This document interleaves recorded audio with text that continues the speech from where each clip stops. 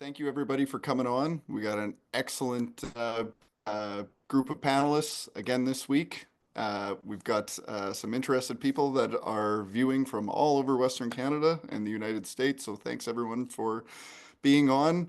So this is something that we've done the last 3 years, which is just kind of an information session with producers, more of a conversation than presentation about full season cover crops, understanding the concept, hearing firsthand from producers that have a history with it, both longer history and shorter history. And what we're going to try and do is help for those of you that are new to the concept or new to the idea, help understand the value of plant diversity and full season cover crops and where they might be a fit on your farm. So, whoops, so before we get rolling, I forgot to give the hat and jacket away. I will do my damnedest. I wrote it down here to give it away this week. So for those of you that are new here, put your questions in the Q&A, not the chat. Q&A, not the chat. I am now here home alone. Trav is not on the other side of the screen tonight, so I'm a little nervous about this, but I'll keep an eye on the Q&A. Put your questions in there. We got an excellent group of panelists, like I said, and we should have some good conversation here tonight. So I'll give away the jacket to the best question. I'll give away the hat to the second best question. Fire away as the presentations are going, and I will do my best to catalog the questions and try and group them together so myself and the panelists can discuss at length. So for those of you that have seen my presentation before, I always start with this. So there are lots of new people that are actually on tonight. So I just wanted to take a quick 5 minutes to talk about why we are here and talking about plant diversity and this soil health movement at large. So for those of you that don't know, this is a graph that was put together by Darren Qualman. So this is what 100 years of Canadian agriculture farm profitability data looks like. That blue line is gross farm productivity. We have done an amazing job over the last 100 years with production. We have focused on yield, yield, yield, produce, produce, produce. The sad thing for myself, the panelists, and virtually everyone else that's on here tonight is that green line is what our net income looks like. We don't have a production problem in Western Canada. We have a profitability problem in Western Canada. This is the reason why there's rural depopulation. This is the reason why there's less farms. This is the reason why we have massive operating loans that seemingly take forever to pay off. It's because we're just dealing with razor thin margins and at the detriment, which is probably the saddest part, to the most valuable resource on planet Earth, which is our soil.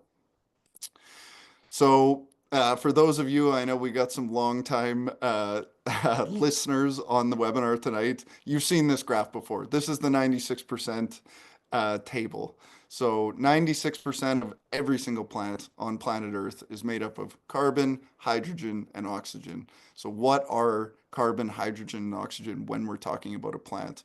Well, carbon is a byproduct of the most wonderful most wonderful chemical reaction on planet Earth, which is photosynthesis. That's how we turn atmospheric carbon into liquid carbon that can be used for life.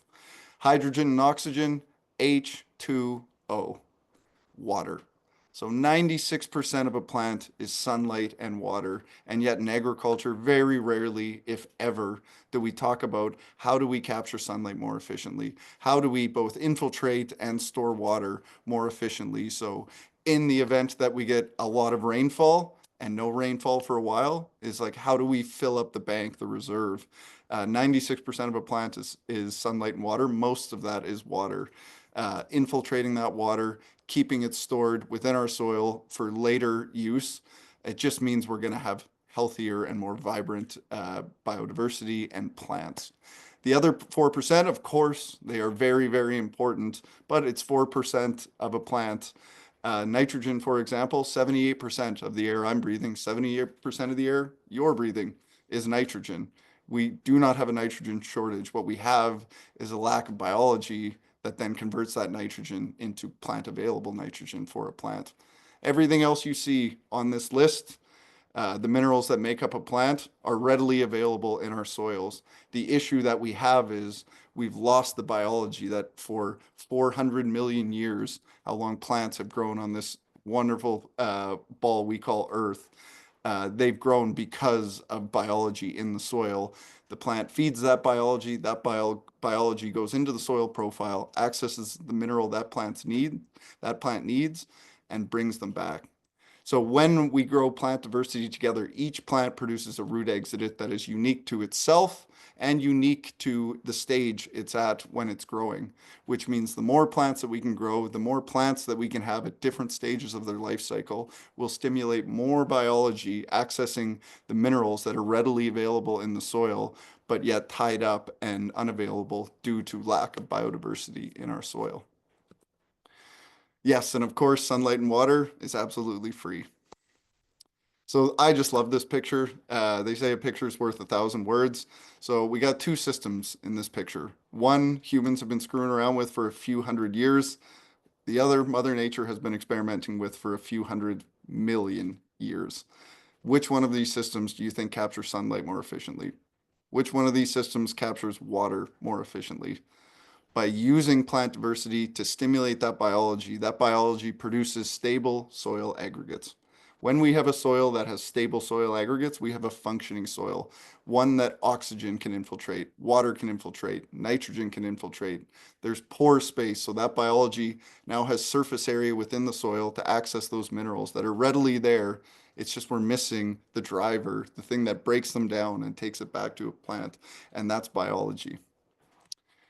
So this is just an example of that cartoon. However, in real life, this is a full season cover crop from a few years ago. You can see the different plant and leaf architecture. The different plants that have access to sunlight can capture that sunlight and release a portion of that sunlight to the soil biology to stimulate that biology and in turn both make the soil healthy, the aggregates stable, but access the minerals those plants need to be alive and healthy and prosper. So I just wanted to touch quickly on our full season cover crop for this year. That will be the main talking point for tonight is the full season cover crop. We're going to stray, as we always do, different tangents, talking about different blends and whatnot. In fact, I'm going to do it here right away. But I just want to talk about some of the adjustments that we've made to the blend this upcoming year. If you've heard me speak before, I'm sure you've heard me say this line that I am no expert. I've been screwing around with plant diversity and cover crops for a decade. I've had 10 shots at this. So we're always learning. We're always getting input from our producers, our dealers, our territory managers. We really have an amazing team with some really good feedback and are able to adjust the blends year to year based on what we're seeing in that production year. So the main thing I wanted to focus on is the ryegrass. So when we started this company, we started with perennial ryegrass. It overwintered. A lot of producers were not a huge fan of that. We switched that perennial ryegrass to annual ryegrass, but we were having all sorts of issues with overwintering still. Lots of seed as far as volunteer the following year. So what we did was we moved to annual ryegrass, which is less winter hardy, higher chance for winter kill. It produces less seeds less quickly, but we were still running into some issues. This is my cool season cover crop that we grazed this year. This is what the regrowth looked like, which nothing to complain about on my end as far as the biomass. But we were seeing some pretty substantial seed production. So what we did was switch our Italian ryegrass blend again this year to go with a longer season and hoping to avoid any volunteer issues whatsoever when it comes to the Italian ryegrass. We've adjusted not just in the full season blend, but the other blends as well. Different rates of sorghum sudan grass, pearl millet. If you guys have seen me speak before or watched any of our content online, not a huge fan of pearl millet just because it sets viable seeds so quickly. We utilize golden German millet. It's got 90 days before it sets a viable seed, so we can put on the plant biomass matter and in 99% of cases get that crop harvested before that crop produces a viable seed. Generally, frost will do that as well. For a cool season cereal, so we're including soft white wheat into the blend for this upcoming years. A few of our research partners that we partnered with over the years had some really interesting studies and data on soft white wheat. As far as drought tolerance, increased protein, it's something that we're excited about going into the upcoming year. Lots of areas where we have producers do see drier climates, so we wanted, even within the cool season plants, get more drought tolerance in the cool season species in the blends. And the warm season legumes, so the journey continues from that front. So last year, our warm season legume we used in the blends was non-GMO forage soybeans. We weren't super happy with the results that we saw in areas where we should have seen better results. And there's been some just really, really interesting research that's been done on fenugreek, not just from a plant biomass production, but from a digestion and biological stimulation within ruminants' digestive systems. So it's another one that we're really excited. We're really excited to bring to the blends this year, and really looking forward to some positive results as we have been searching for a warm season legume to fit our blends and our systems a little bit better. Whoop. So best practices, I just want to cover quick. These are probably the most asked questions that we get.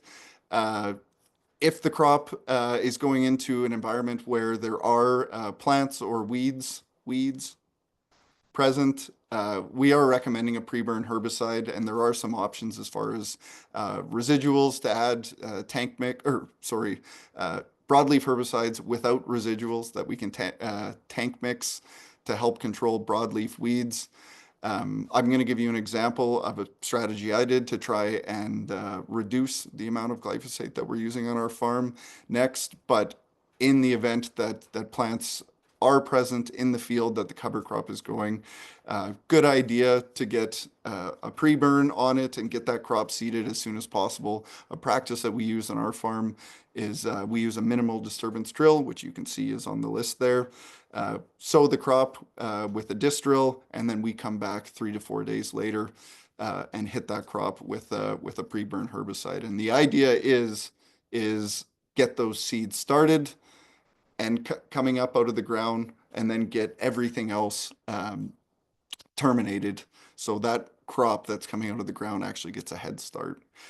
Fertilizer, so more understanding, more research and trials that we've done on the fertilizer side. So pretty much the same as what we've seen in the past, where we see drier conditions. We do see decent responses with fertilizer, where we see, I'll give you some examples from my farm coming up here.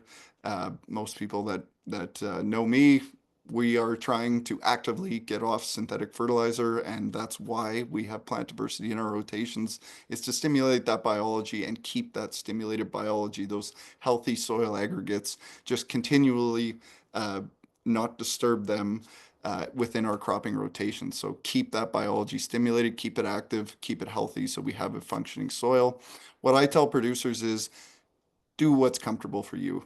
We made these blends absolutely trying our damnedest to either greatly reduce or completely eliminate the use of synthetic fertilizers. And on our farm, outside of trials, we haven't used synthetics for years. But with that being said, we do see responses with fertilizer. Not every time, but if it's a practice that you use on your farm, definitely. This should be done not if you're using just cover crops. It should be done across the board. If you want to use 100 pounds of fertilizer, just make sure you're doing a check strip of half that amount of fertilizer, and make sure you're doing a check strip with zero fertilizer. You want to, all this, these synthetic inputs are expensive. You want to make sure you're getting bang for your buck. And if it's something that where you put on 100 pounds and 50 pounds would do, you're achieving the same amount of plant biomass or even slightly less. But it's a more economical practice because it didn't cost you as much. That's just a really good farming practice. Minimal disturbance, I touched on. We utilize a no-till drill. We just see it as a tool to help not disturb any weed seeds that are in the soil weed seed bank. So as little disturbance as we can. Like I said, in many cases, we utilize pre-emerge burn downs.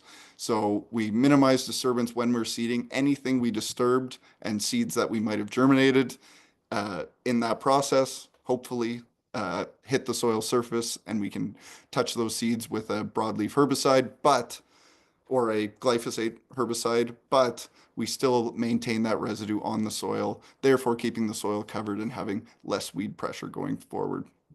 And soil temperature. So if we're talking about the full season cover crop, specifically here, the full season cover crop has a blend of warm and cool season species. So a warm season species will not germinate depending on the species until that soil temperature hits between 6 and 8 degrees.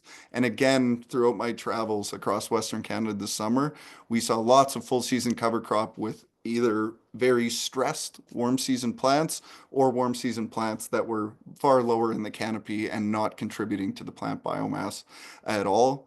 So if a full season cover crop is something that you are curious in, it is very, very important to wait till that soil temperature is at 6 to 8 degrees.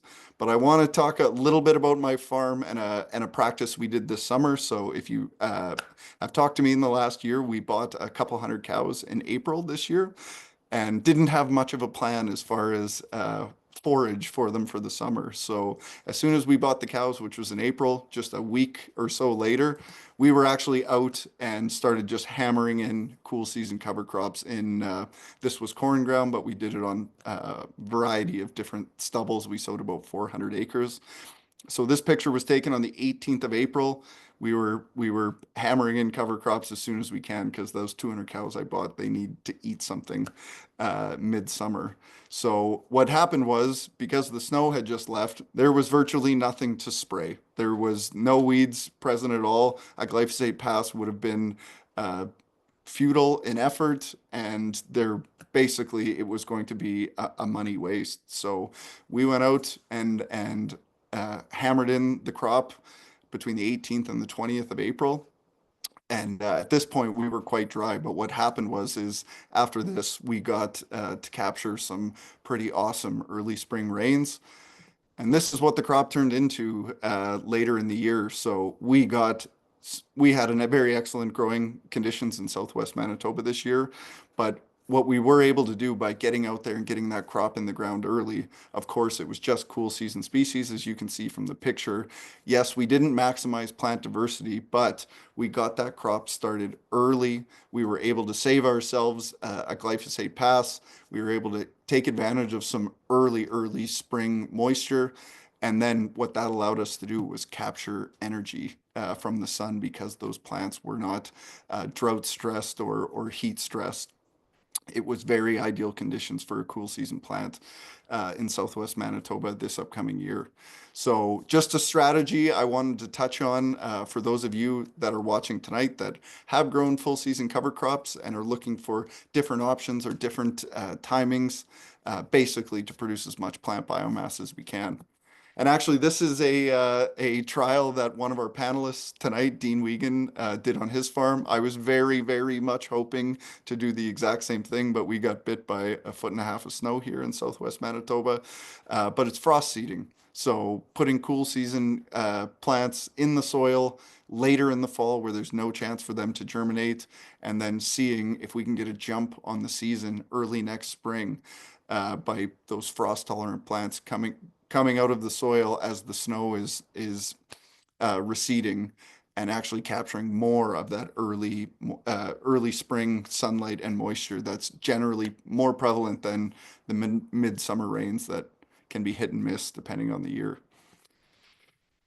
And I think a better option, and of course a warm season cover crop would be probably the best option if we're seeding on the 17th of July, but where we have delayed seeding because of moisture, we just see amazing results with full season cover crop. Now, I wouldn't say if you're in southern Saskatchewan and it's July 17th, I think probably a warm season crop would be the most ideal plant species or plant species in a blend to utilize. But in an environment, so this was in the Interlake in Manitoba last year, so they were extremely wet and seeding couldn't happen until the end of July. but the amount of plant biomass that was put on in that time. So this is the same field. Curtis LePage was the producer's name, and yeah, a phenomenal amount of plant biomass. But you can see both warm and cool species out there, even on the 17th of July when the sun is receding pretty quickly at that time of year. So I believe that's all I have. So Dean, if you want to pop your camera on and turn your mic on, I just wanted to give the folks a little bit of concept and kind of my understanding or what I learned from this upcoming year. So Dean Weigand has been a friend of mine for, I guess it's been 2 years, Dean, or has it been 3 years? Yeah, I think it's 3 years that since I think we've Time, gotten each other a little more now in the last couple for sure since I became a dealer. time flies when you're having fun. Yeah. So we're going to open this up, the same question to each of the panelists here tonight. But Dean, tell us a little bit about yourself, your beautiful family here, but really what I want you to focus on, or the climax of your story, is tell us about your journey and how you got to incorporating plant diversity and cover crops on your farm. Well, it's I guess it all started out mainly with from a financial standpoint, I guess, being a smaller acre farm and trying to do the conventional farming just wasn't going in the right direction. And all I was finding was that I was digging myself a deeper hole all the time. So yeah, actually the winter of 2020, my son Caden was in Vermilion take college, and he had a roommate that Tom might be listening, but I have to give credit. He introduced me to a book of Gabe Brown's and turned me on to Covers and Co webinars, and the rest is history. And that next spring, that winter, I tried to figure out how I could, start incorporating some of these ideas. And so I was a little late to the party that year, trying to get a Covers and Co blend. They sold out before I got off the fence, but I did manage to get another, try a cover crop blend. Was only, I think, 8 plants. And I also did a trial within my oat field that I was growing conventional oats, a 10-acre chunk of peas and oats, just seeded together without any fertility. The conventional side was full fertility, and the results that was the summer of 21. The oat crop had actually burnt off. It was written off by crop insurance, but I don't have a picture with them. But it's where I first realized how two plants are way better than one. And the oat and pea crop stayed green right till the day I cut it for silage baling, and I ended up silage baling the other side as well, the straight oat crop. And I ended up, I think it was about a bale and a half an acre more on the oat and pea blend that year. So it just showed to me where I spent a whole lot less money and got more production and no fertility. So that just was the biggest part of the journey that showed me that this is possible. And even the cover crop I grew that year, we were very dry, and yeah, it was one of those things in July. I didn't know. I looked at what I had, and it was not a lot coming, but yet the first little bit of rain we got, it just exploded. So, and yeah, it just kept moving on from there. And obviously I'm on my this the third year of growing Covers and Co full season. The first year, I it was a really awesome experience. My first year, that the picture, the one in the middle and the one on the left, those were from my first crop. Obviously, it was really heavy on the Deacon radish that year. It looked like I never seen such it looked like a white canola field, but it was really it came gangbusters. And the plant diversity is the biggest. I what I've found over time with feeding the cover crops to the animals, to my cows, It's completely, I shouldn't say my mineral consumption is non-existent, but it's very little. The cows themselves use it very little. Calves will hit mineral a little harder. I think it's just because they're still in a growth process. But health wise, I don't really have much issue. And since I've gone to the cover crop, the cows are just seem to be that much more content, eating less. I don't know that I use as much feed as I did in the past when it was a monocrop. And and this year, I mean, we definitely were drier this year. Tonnage was probably almost half of what I had last year, or maybe a little better than half. But this year seemed to be the plant of choice was the turnip. It in our area, like it grew like gangbusters, and thankfully it did. I left my crop this year. I left it. The cereals, the cool season plants were all dead ripe, but I waited till September. We had some more rain, and it did grow. The undergrowth came, and but I still had to. I cut it down. It looked like a ripe crop, but I still had to leave it lay for a couple of days. Otherwise, my bales were 50 to 60% moisture, even with all the dry matter in there.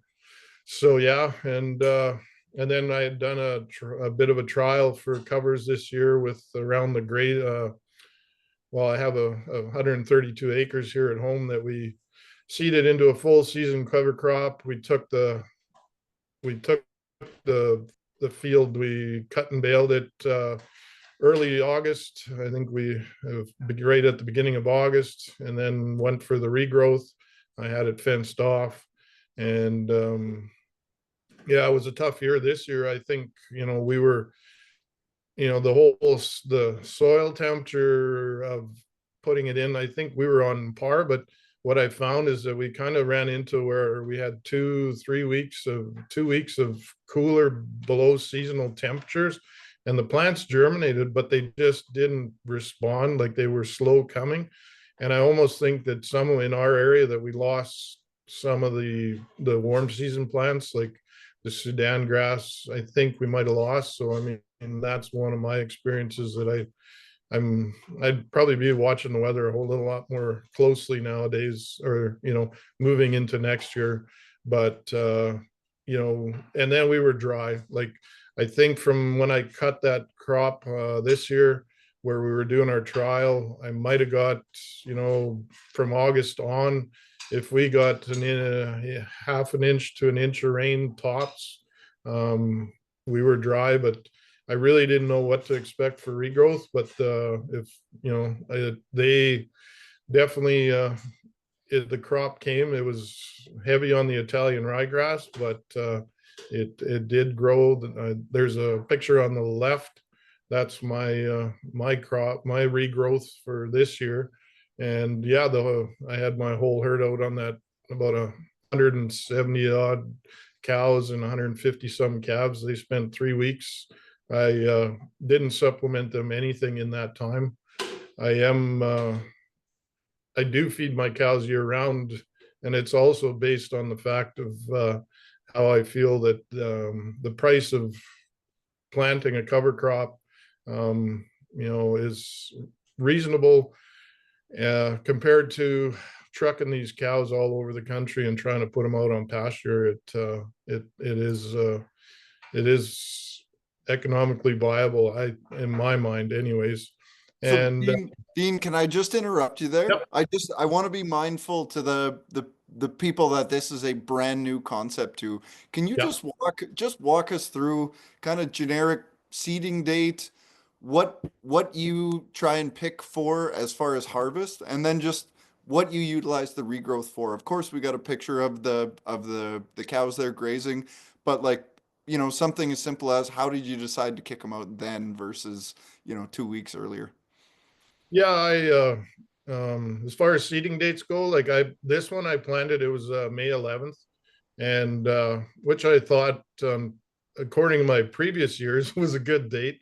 But this year we were definitely very cool for an extended period of time in the spring. But and then yeah, we as far as harvest goes, I wanted to get it off, fairly early, or late July, early August.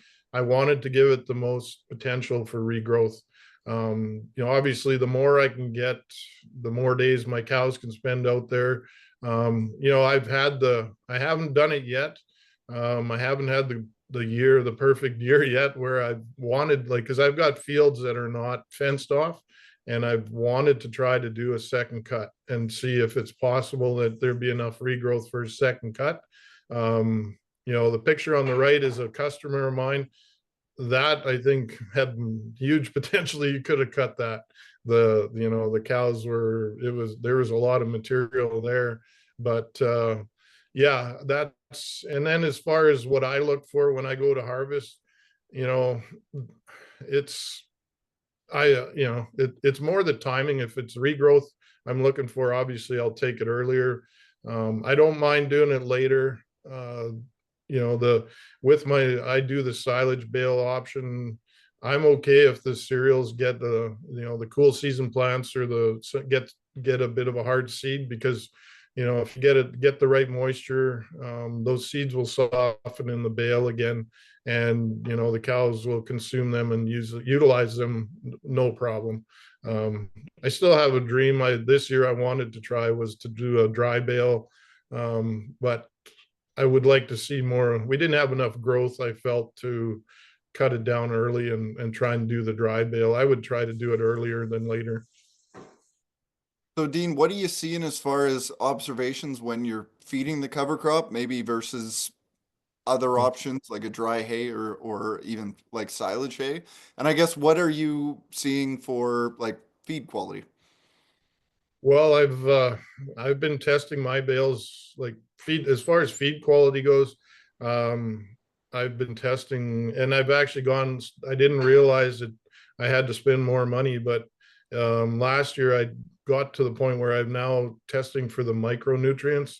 I wasn't aware that you had to spend another $10 to get those, but it had me curious. Where I'm at, and actually my levels of micronutrients this year, actually on this drier year, are actually higher than they were last year. So it's obvious. I'm not sure why, but they are. And as far as I forget what your other questions were. Feed quality, I Yeah, guess, or yeah, palatability. it's the cows. I mean, I do a modified bale graze. Like, I went out and bought myself a cheap little telehandler. So, because I go out every day, basically 365 days a year, and break out whatever number of bales I need to break apart. And then I do a diverse feeding. Like, it'll be full season cover crop bales. I have like an oat pea bale. I've got some grass bales that or whatever. And like, it'll be a variety of plants. And yet you'll watch like the cows, they're one group will hit the cover crop right off the hop, and some will go and eat something else. But the cover crop bales, they leave nothing behind. It's the the quality of the feed. I mean, I see it in the cows, the calves, especially with feeding year round. I do think, the better the feed I've got, it makes, because the calves are right in there eating with their mums right from day one, and it's yeah, second to none. I call it I always tell people it's the cheapest high quality feed you'll ever make. Well, I can't say that, so I appreciate it. But honestly, the point you made with I got Chance sitting to my right here. He's out from Saskatchewan, spending a couple days in Manitoba, really enjoying the weather. And we were having this conversation about mineral, and it's of course this is anecdotal. There's no university research, but we go from like we used to do corn grazing and cover crop bales. So they'd eat corn until the corn was done, and then we would move them on to corn. And even now with corn stover and beans, 10x our mineral consumption will go up feeding either straight corn or corn residue and beans versus the cover crop.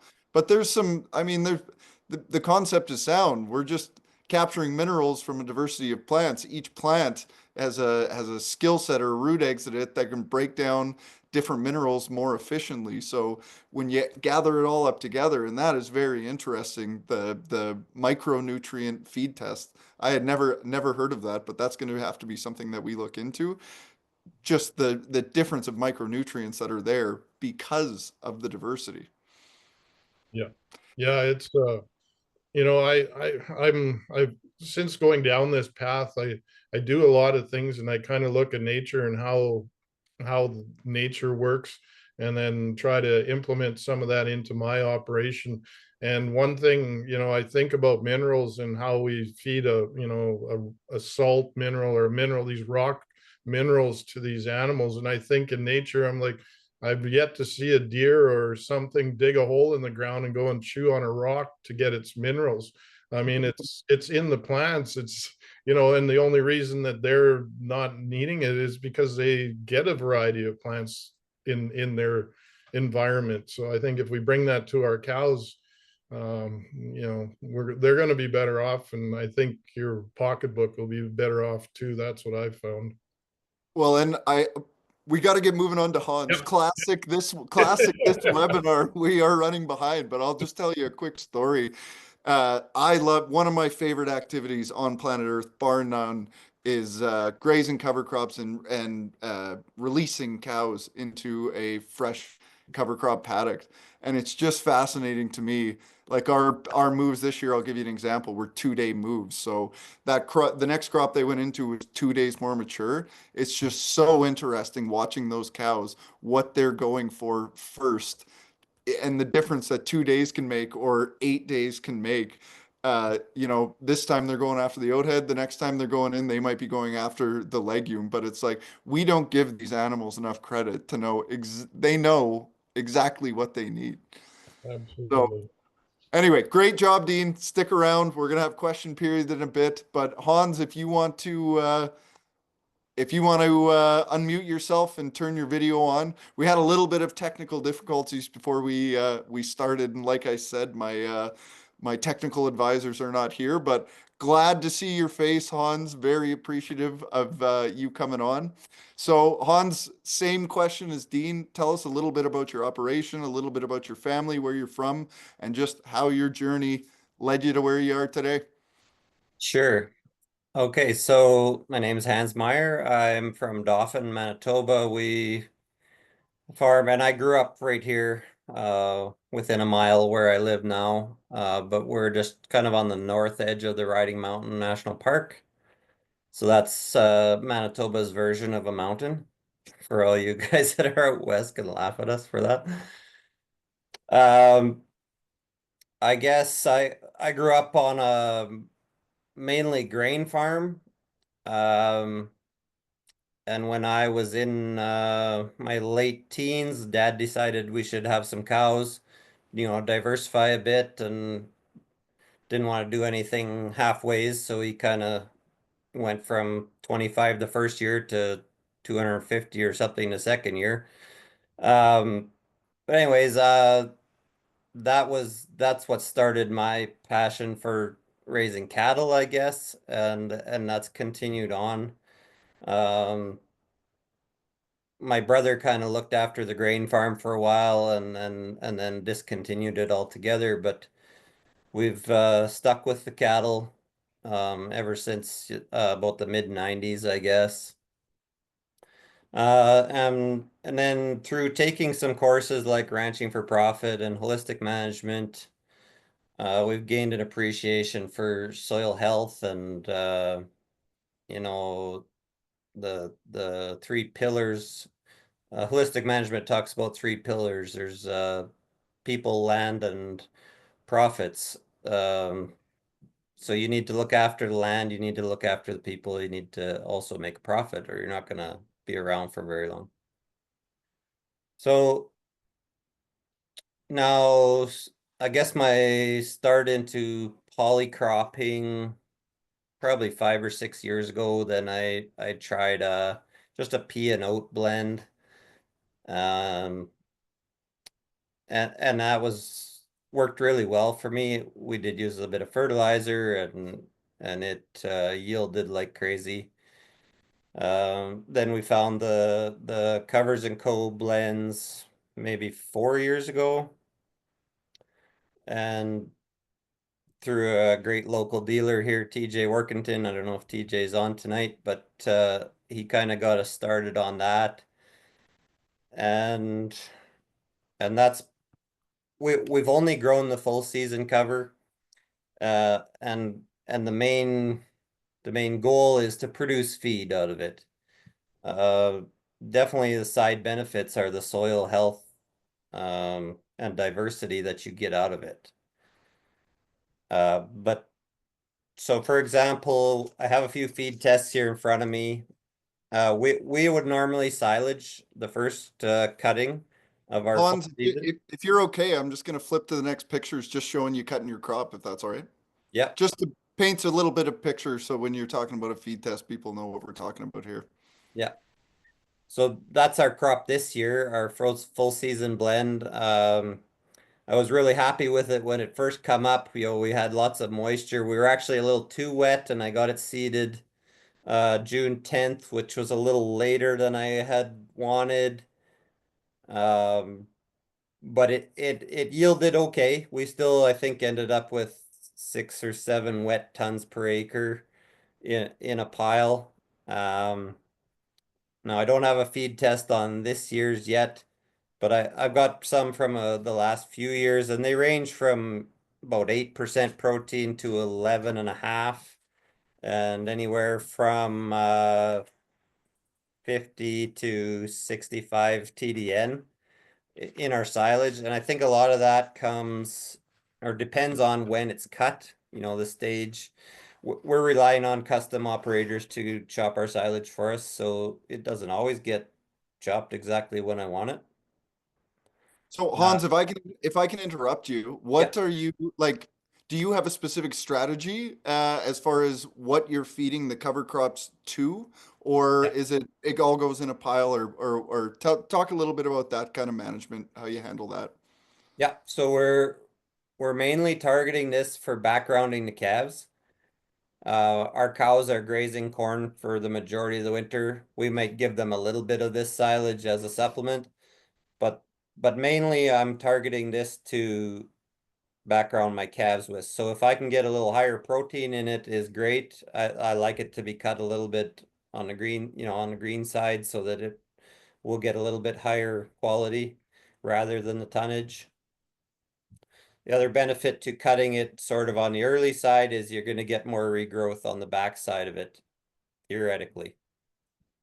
If you, Rain depending. yeah, definitely Yeah. rain depending. So in our area, we were dry through July. We were wet when we planted it. That's why we were a little bit on the late side. Then we got quite dry. The crop still did okay for the most part of the field. There was some thin spots where actually I think it had sat underwater in the spring after we seeded it. Um, but then the regrowth was great. We took it off on August 13th. And then October 20th, we put the cows out on it and grazed about 150 pairs for almost a month on 120 acres. This is what it looked like, the regrowth. I think the majority of that is the Italian rye. It just came back like crazy this year. And the cows So love that plant, don't they? yeah. And so I did a feed test on what the cows were grazing here, and this was 14% protein and 64 TDN. And so for grazing in November, yeah, I don't know if you could beat it. It was just amazing. The cows put on condition, the calves looked great. No, we on our farm we do the exact same thing. I mean, obviously, if there's plant biomass out there to be grazed, we graze it, but we always try and put cow-calf pairs, run them on our cover crop regrowth right before we wean.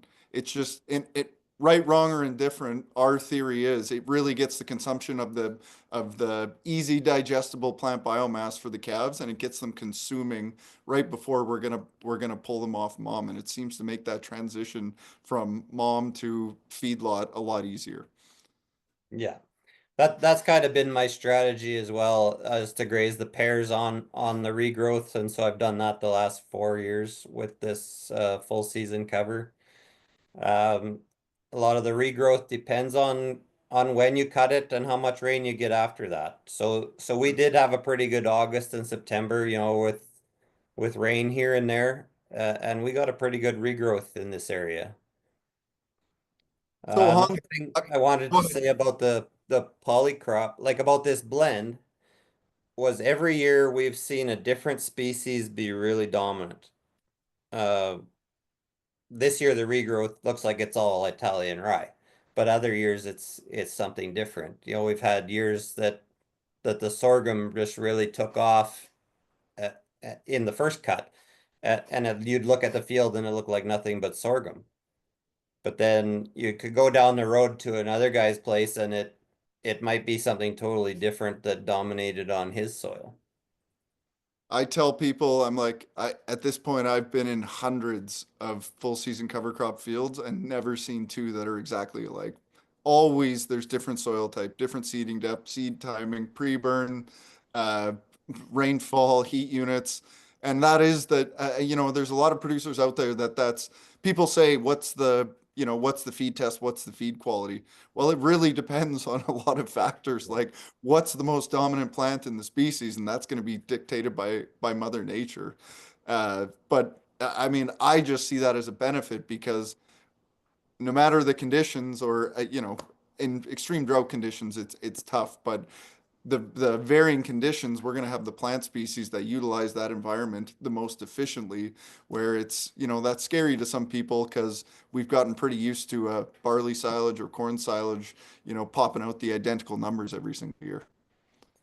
Yeah, I agree. Like there's always going to be something in that blend that's gonna do well, or depend, and it just depends on the conditions, which species it is. So I guess I should ask this. This is a pretty popular question, and I did try and address it when we got going. I forgot to ask Dean, but we can come back to it. What are you using for a drill? What are you using for fertility going down? And I guess maybe just this crop specifically, what was the crop last year? And have you seen any differences following specific crops with the full season? Uh, no, I guess I maybe not enough of a farmer to know that to notice too much differences year to year, but we planted this just with our flexi coil hoe drill. We direct seeded it into canola stubble, which I harrowed it once because it was so wet. I was trying to dry it up a bit. And then we did have a pre-burn spray on it. And that's the only herbicide we would have used is one pass. So that was seeded on June 10th, and then we rolled it. Our silage operators like to have it rolled, of course. Um, and fertility, what did we use? We had it floated on ahead of the drill. I don't I don't know. I'm not enough of a grain farmer to want to put it down through my drill and stuff. It's just easier to have the floater Well, come in and spread it for me. I think we used about 40 pounds of N or something, um, and a little bit of Foss. Like it was just a kind of a light blend. I don't have those numbers in front of me though, and honestly, that don't remember I exactly. That's all good, Hans. We'll have more discussion in the chat here. We're running crazy behind, so I got to get Yep. to stick around for question time. Great job, Hans. Appreciate having you on. Yeah, no problem. So, Bob and Andrew, if you want to turn your mic on and video on, uh, You guys get final word. We're going to stick around for questions, of course, but you're our final presenters. So same questions to you, you guys. You guys have a unique story yourself. Bob and I had about a 3.5 hour conversation at Agribition. I got a lot of the details, but tell us a little bit about your farm. Tell us a little about your story and kind of your journey, how you're sitting on a cover crop podcast here on a Tuesday night. Yes, sir. Okay, well, last year we moved to Saskatchewan in October. We moved from Ontario, and we moved from 100 acres with 100 cows, brought the herd here to Saskatchewan, and we're now farming 2,800 acres with pasture and grain land. And when going through, we were all set up. We bought feed for the winter, and we're feeding the cows. Bought another 100 cows to go with our 100, and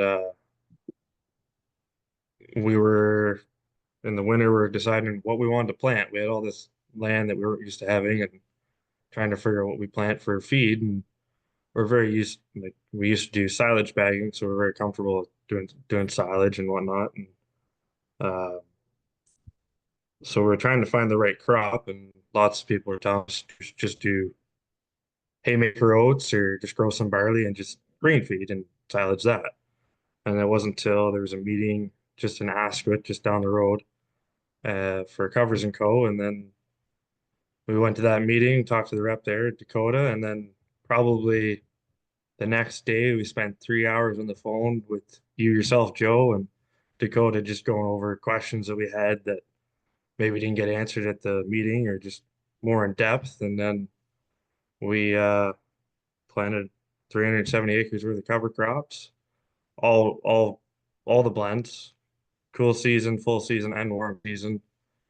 And here we are. So tell us a little bit about what the operation looks like today, Andrew. Like, wow, how many cows are you guys running? What all I guess, are you growing? Are you still grain farming? Just paint a picture for the people that are watching.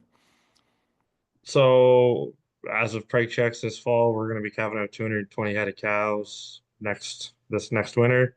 We didn't do any grain farming at all. No grain, all cover crops, and some fall rye that we had planted last fall, but we foraged all of it as well, and we took 2 cuts off of our fall rye.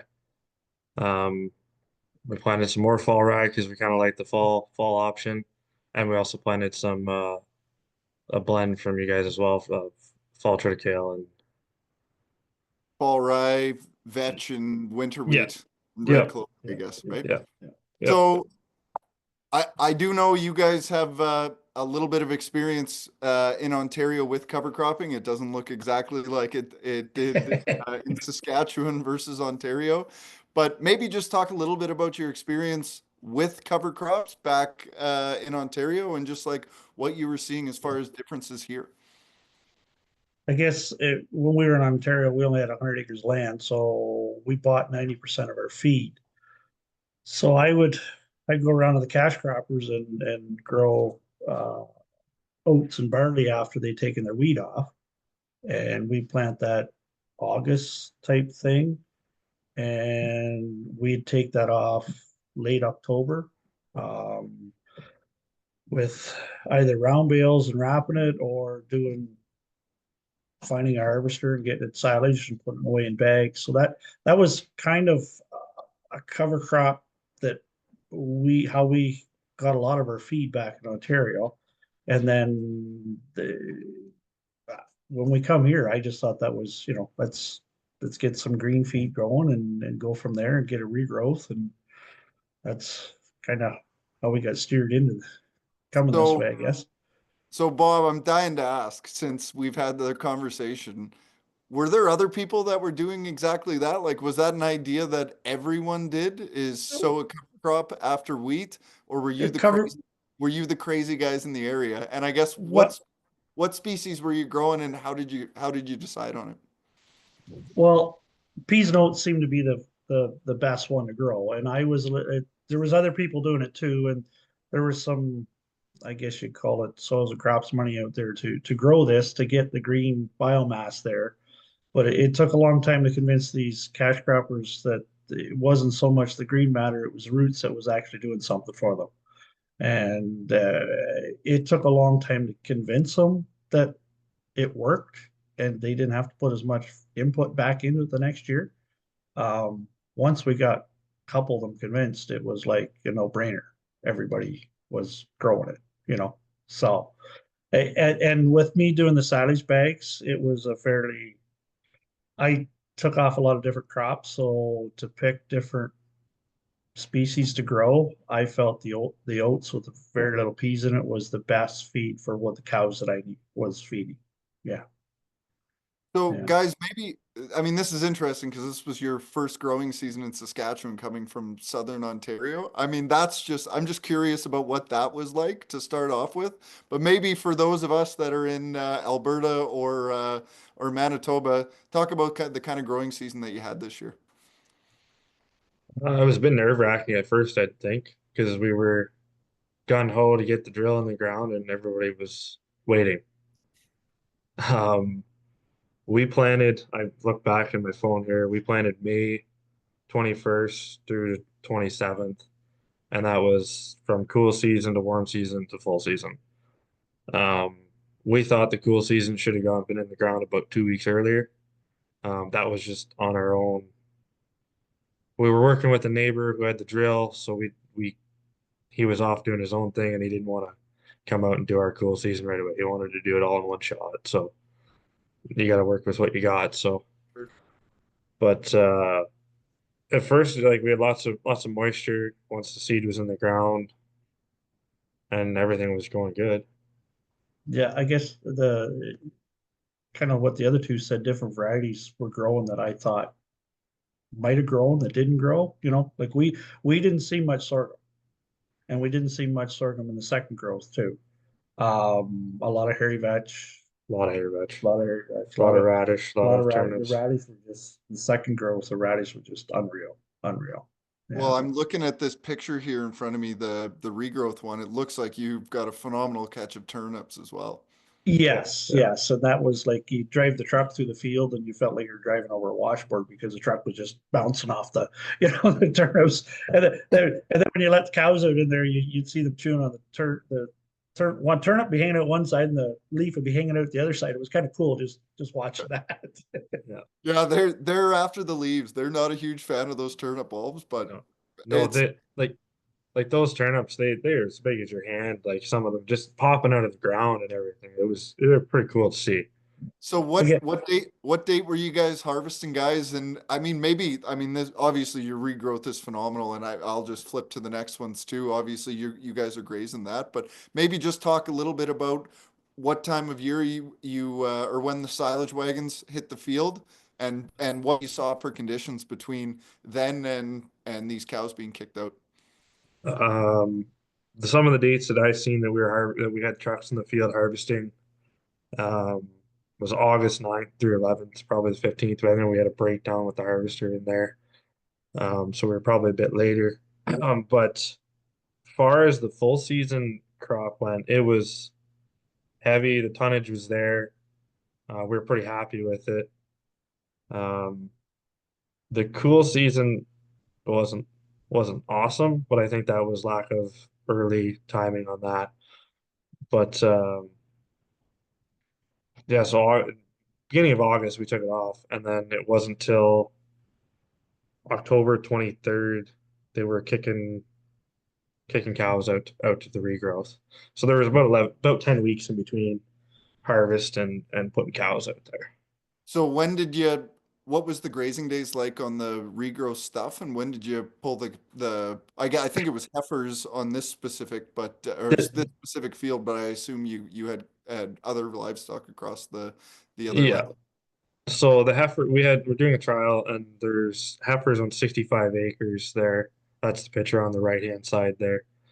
And there's various dates that more heifers got added to that pasture, but there was a field of cows that I got a date here from the 23rd to November 19th. They were out there for 28 days, but there was 220 of them and 115 acres worth of regrowth. And only real reason that they came off there is that we got a foot of snow, and we just moved them to more regrowth that was at least above the snow.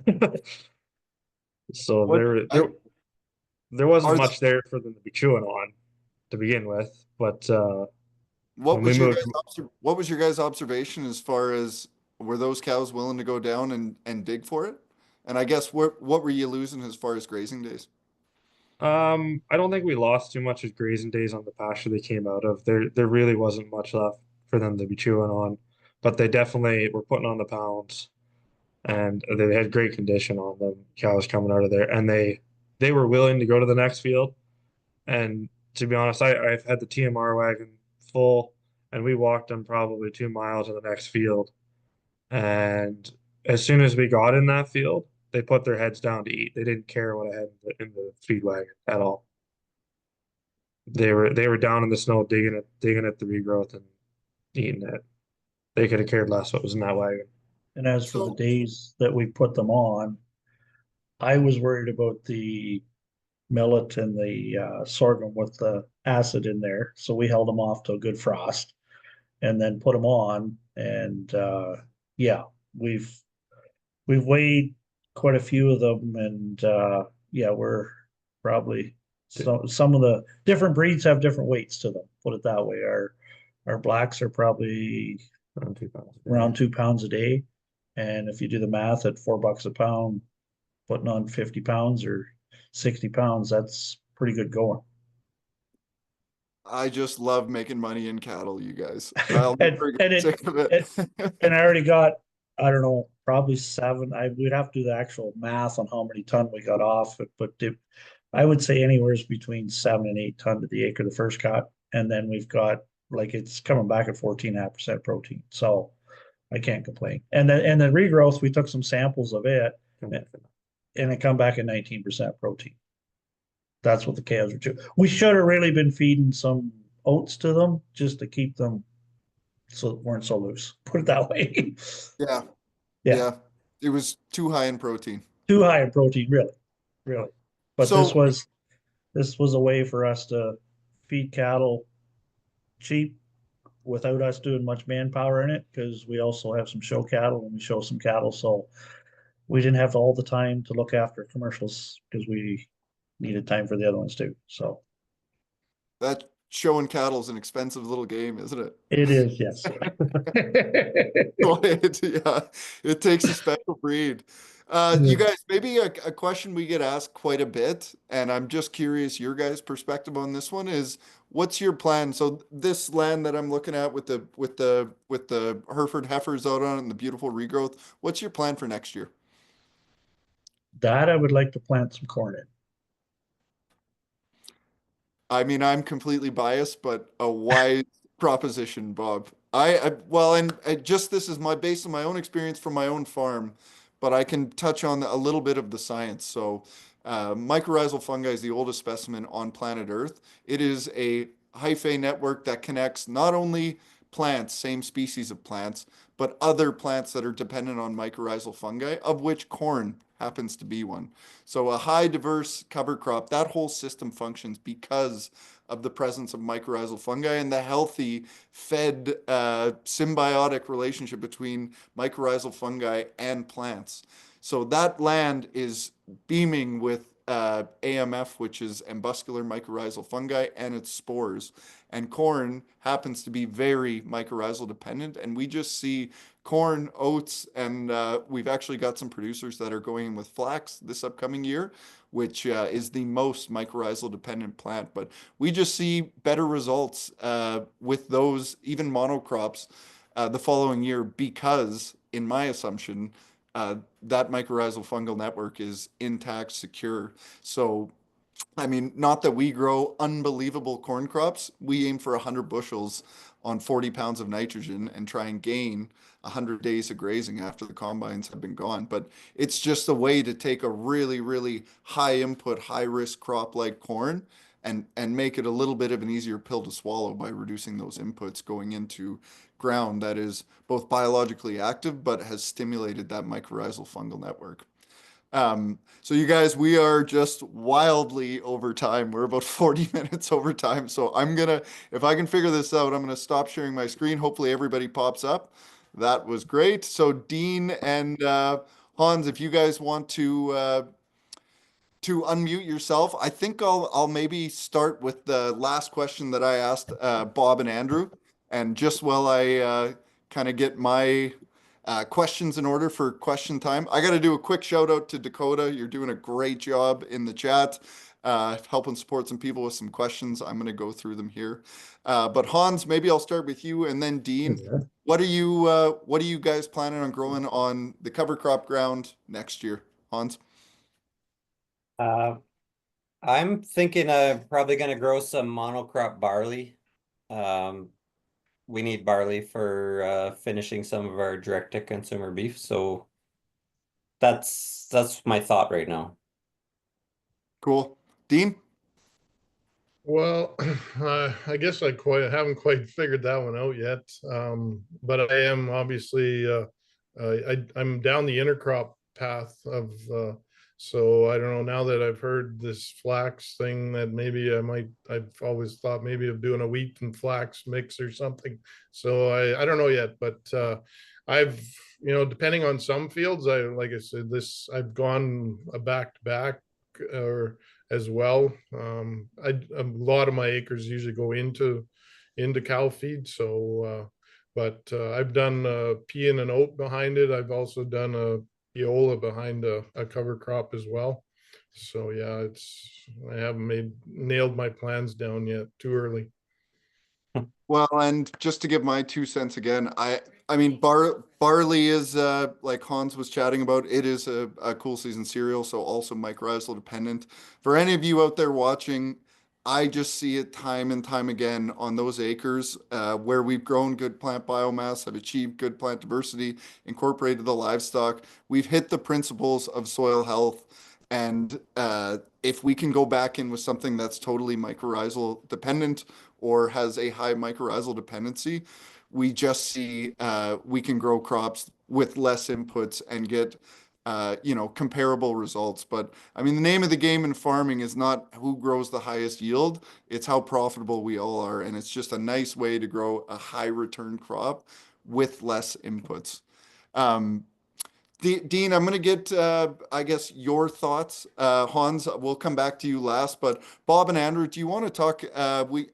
Probably one of our most commonly asked questions is fertility. So just to paint a picture for the producers that are on and wondering about it, and Dean, you as well, and Hans, I know you were talking about, you did roughly 40 pounds this year. If you got anything else to add, the floor is open to you. But Bob and Andrew, let's start with you guys. What you're doing for fertility, I guess if you did any trials or anything interesting, fire away. Far as for fertility, like everything was one pass, glyphosate. And then far as fertilizer goes, I actually don't know. My brother was in the cedar and we were working with a neighbor at the time who was hoping to rent back some of the land, and he wanted a certain amount of fertilizer still going down, even though it was a cover crop. And we think it was 50 units of N that he was putting down and a bit of phos, but we're not for sure what he was really putting in there. And I think in the future that we'd hopefully just no N or very little. We also took soil samples in the spring before planting, and this spring coming up, we're going to take soil samples again to see what we really did add. So See the difference. Dean? Yeah, well, I'm the cheapskate in the group. I have No, you're not. No, you're not. I am. I have yet I'm the original cheap farmer.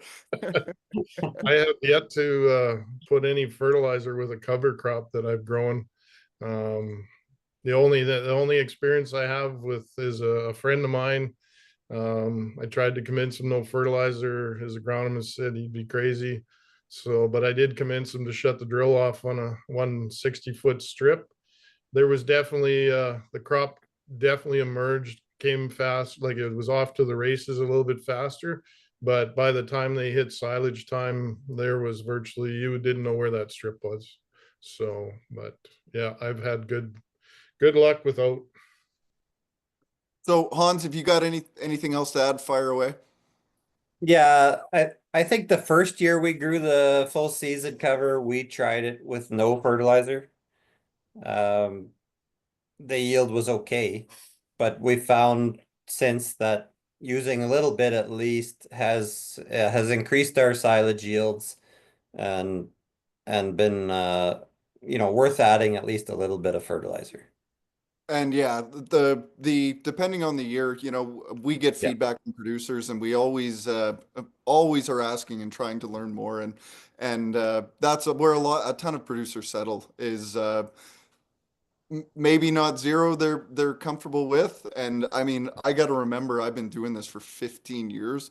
I got to give myself just a teeny tiny bit of credit that my soil might be a little bit further down the path than some. But Bob, I just wanted to touch on really quickly about talking about soil sampling, and I see we had a question not in the chat but in our registration questions, wondering about before and after soil tests. So the first full season cover crop that we ever did, we documented the hell out of it. GPS reference spots all over the field before.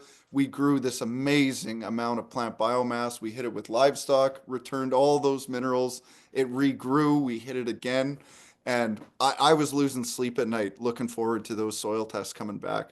And when they came back, we virtually the same or unchanged. We saw some differences in the pH, but geez, it was a punch to the gut. And we thought, geez, well, is this even worth it? Anyway, we did it again. Same exact results, but we did something very important the next year. We documented the entire thing, but we started talking to some more smart people and figuring out, okay, what the hell's going on here? So to prove out our theory, and you got if somebody's interested, you can find this on our website under resources and trials. So we grew the full season, did all the soil testing, we grazed it, regrew, grazed it again, and then we went back in the following year on soil that was showing 6 parts per million nitrogen. I think it was only 10 parts per million phosphorus, but virtually unchanged from the year before. Uh, and we sowed oats. We sprayed the crop with glyphosate and just went in and sowed oats on 6 parts per million nitrogen, according to the soil test, and we grew 104 bushel oats, which matched our conventional oats almost exactly. But what's happening with the plant diversity, Bob, you touched on it earlier. It's the roots. Think of the amount of plant biomass that was produced on that field, returned and breaking down throughout the year. Roots, decaying digestible roots to biology is Mother Nature's ESN. It can't leach, it can't volatilize, it's not going anywhere. The only way that root can be turned into minerals that are plant available is by biology consuming that plant biomass, either dying or digesting it and crapping it out, and that is what we call a soluble nutrient. So for those of you out there, I get lots of people that come up to me and say, "I grew that full season cover crop of yours, and our organic matter jumped 2 percentage points in 1 year." And I smile and say, "Well, that is fantastic, but I would get that retested 100%." Because soil and carbon, it doesn't work that way. And honestly, too much nitrogen, that is an inefficiency in Mother Nature, because nitrogen is negatively charged, the soil is negatively charged. It can move throughout the soil, it can attach to water and leach away, it can volatilize off. But producing, it's an oxymoron in agriculture because we're just extractive, extractive, extractive. We take. But the more plant biomass that you can produce, the more roots that you can put in the ground that have a balanced carbon and nitrogen that are digestible to that biology, the better the results you will see the following year, because all those minerals tied up in those roots are going to be digested by biology and consumed by the plant the following year. But it's just very, very hard to get that type of test done to understand what that breakdown is going to be. So part of the fun of this cover crop and plant diversity game is we got to believe our eyes and trust our knowledge in what is going on. And there's only one way to do that, and that's experience and talking to other producers, just like what we're doing here tonight. So we got a question about grazing cover crops, you guys. If it's something that you haven't done yet, or a tidbit you want to add on the fall grazing side, fire away. I do obviously have lots to add on that standpoint. That's the main use for cover crops on our land. But Dean, maybe I'll give you a first shot at it. If it's not something you've tried, all good. You can give another example or interesting story from your farm, or if it's something that you want to try in the future. But maybe we'll go Dean, Hans, and then Bob and Andrew. Yeah, actually, I did. I had 30 acres of it seeded full season this year, and since I'm feeding year round, I thought instead of whacking it off and putting it into bales, I thought, well, why don't I take a break from feeding? So, and I think it was early August, because I start in the middle of May calving, so let the bulls out middle of August. So I thought, well, here, I'll give them 2 weeks. I'll see how long they last. But I threw them onto that 30 acres, and it wasn't a stellar crop, but they spent 2 weeks out there, and it did well. And it even afterwards it grew back a little bit, and they were munching away. But yeah, I think profitability wise, it worked out. The number of bales I saved feeding that week was far more than what the seed cost was. So Hans, just before you take a stab at this one, we had somebody on the Q&A. They saw your guys' pictures on the regrowth, and they were wondering about using a wire to graze that regrowth. Just wondering if that's something you've thought of or used, and you can take her from there. Yeah, we actually did do that. We were still pretty generous. We weren't trying to do like daily moves or anything. It was more like a week to 10 days. But we did section the field off with polywire. I mean, it's kind of funny because it was partly because we didn't have a fence built on the far side yet, but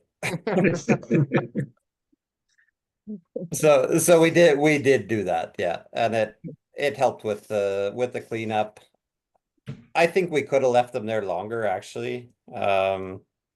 We brought them back to the yard to vaccinate calves and then just moved them on to our next bit of grazing, but we probably could have left them a little longer to clean up some more of that. There was a lot of that tall Italian rye that was mature. I would have liked to see them knock that down a little bit more. Saying that, I don't think we'll have a problem seeding into it. Yeah, we did the exact same thing on our place. The Italian ryegrass, well, that picture I showed you from the start, that was our cows kicked into the regrowth that we grazed earlier in the spring. And yeah, time is of the essence, and that's excuses are like assholes. Everyone's got one, but we would have just our grazing days would have increased substantially if we would have kept them in smaller paddocks and forced them. Hey, I know it's more mature, I know it's less palatable, but you got to eat it before you're going to move on. There was enough of that mature stuff left behind that they just really didn't have an interest in. I was kicking myself. We definitely gave up days not using a wire.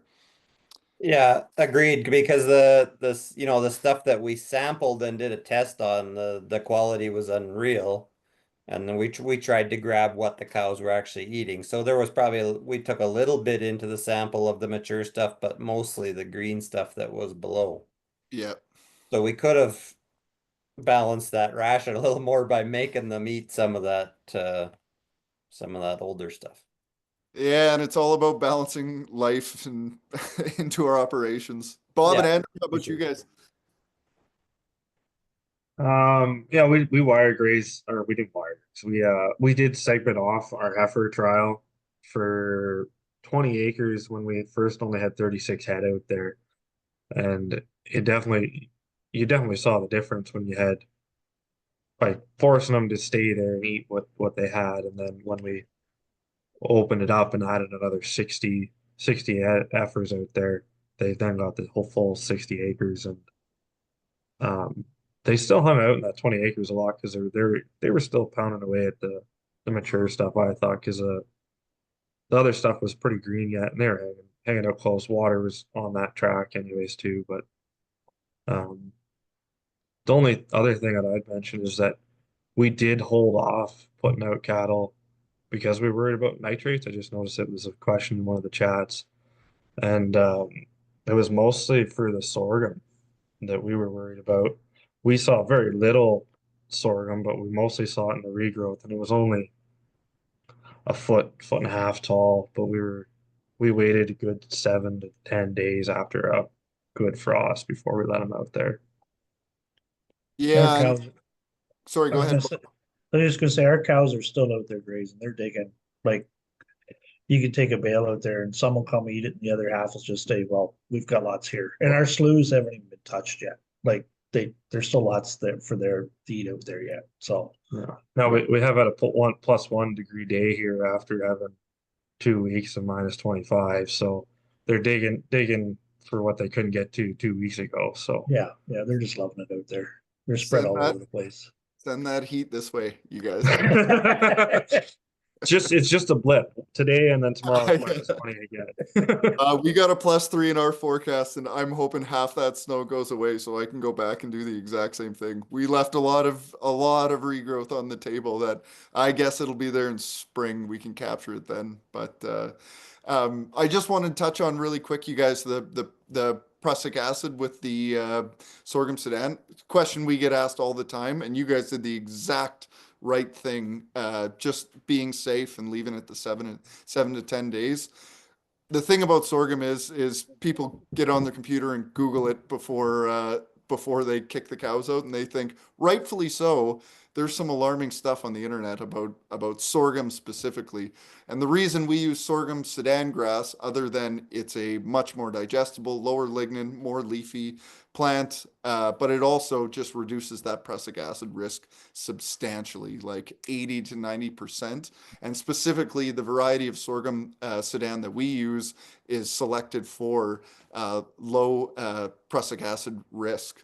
And then on top of that, we're actually doing some trials. If anyone that's out there that's listening is interested in this, there's a company out of the States that has developed a prussic acid-free sorghum Sudan grass, and we're fortunate that we actually are going to get to experiment with a very limited supply this upcoming year, but they're looking for growers to see, and there's tests we can do on this prussic acid to make sure that it is prussic acid free. I say this because I'm blessed that we work with producers right across the prairies.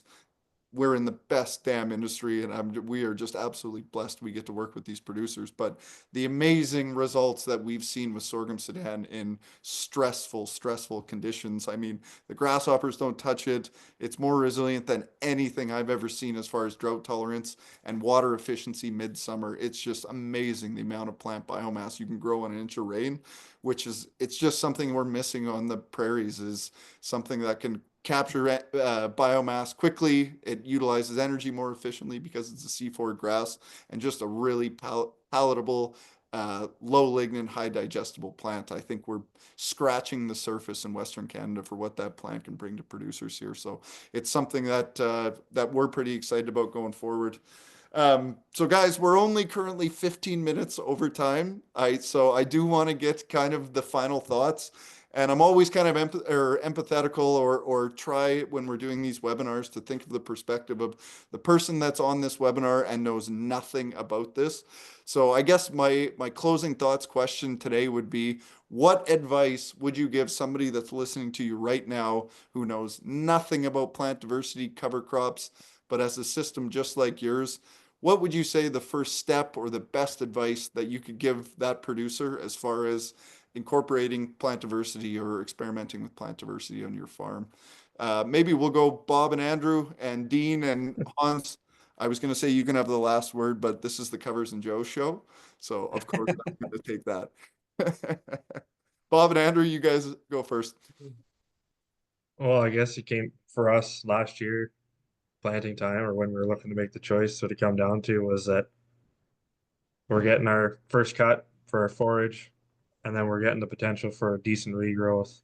And then the cost was the biggest one, was that the cost is very comparable to a monocrop that you don't have a potential for a regrowth for.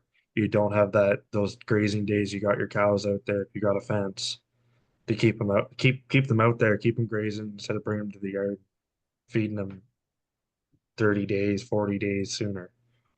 And you're bettering the soil, and you're hopefully going to end up growing other crops on there in the future that you're going to use less fertilizer for to begin with.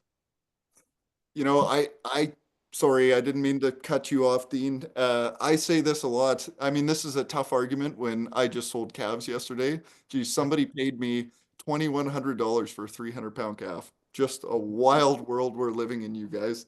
But in a normal time, normal being the last 20 years in the cattle industry, you know, I look at our operation, 200 cows, you know, those cows are eating 40 pounds a day. It costs us about $800 a day to be feeding hay to those cattle. If I can keep those animals out on the land for just 60 days, we can clear or save, you know, 40 to $50,000 on a 200 cow operation, you know, for the last 20 years. That might be all the money that we make on the operation. So any time that you can keep the livestock out there, they're out of your hair, you're not starting tractors, you're not feeding expensive feed, is like, it doesn't take many days, and that can match your profitability for the year when we're talking about a margin of $100 or $200 a cow. So that's a great point, Andrew. Dean? Well, I don't want to put my sales hat on, but one thing in my time that I've, you know, with starting out with covers or with like cover crops, I had tried some, you know, smaller like 8 plant blends, but then was told, well, I'll just try and add some oats or your peas or something to it. And my experience was that, you know, I never hit the mark on the right amount of whether it was barley or oats I'd put with it, that I definitely ended up with a more of a barley crop probably than a full-on cover crop. And so, you know, when I talk to people that are thinking about trying cover crops, you know, I will, you know, again, I'll chase them towards covers and co, just from the standpoint, you want to try something and want to have a very good chance for success. You've got everything in the blend. I call it the cover crop for dummies. You can stick it in the ground and you don't have to do anything more. And you know, if anybody wants to try, I think it's, you know, you guys are have got it made for you know, from that standpoint. You know, they say when you start a business, you're just solving a problem. And it's usually a problem that you have on your own farm. I used to throw bags of seed in the back of a 3-ton truck, you guys, and shovel it to one side of the truck and then turn around and shovel it all to the side of the truck. That was how I mixed. Still to this day, when I bring home a tote of seed from the office, I drop it in the drill and go. I just think this is just the best. Hans, you got the final word. Maybe. Yeah, just to follow up on that point a little bit, like that's one thing that we've really appreciated about Covers and Co. is getting a tote bag full of seed pre-mixed. We don't have to chase around oats or peas or anything to mix into our blends. You get everything you need in that tote bag. So if guys are, you know, worried about that, it's very simple that way. Another thing too that nobody's maybe touched on yet is these programs that we have from the watershed districts and the provincial governments that are paying us to put these cover crops in. You know, it covers roughly half of your seed cost. All you got to do is fill out an application. It's really not complicated. So that really reduces your cost and makes it a lot more appealing. For us, and maybe for guys just kind of going down this path, uh, the soil health benefits and the diversity and that stuff is a little bit secondary to producing feed, and producing a quality feed. So what I've found with the covers and co blends is that I'm able to put up a decent tonnage of silage, and if you can time it properly, you get a really good quality that doesn't, you're not going to need to add a whole bunch to that TMR to feed calves or whatever you plan, depending on what you're planning to do with it. But in our case, for backgrounding calves, uh, if we can cut that early enough and get it up at a good quality, we don't have to add a whole bunch of stuff to it. So that, and then you get the soil health benefits on top of it. I don't want to discount that. But to a guy that's new to it, maybe that's not the priority. I think the feed is the priority. Blaine Jarvis, who or Jurgis, sorry, Blaine. I think you're on tonight. He's got a great saying, my favorite saying. It's tough to be green when you're in the red. And I was very idealistic when I started the soil health journey. It's just my personality. When I dive in, and damn it, I was curious.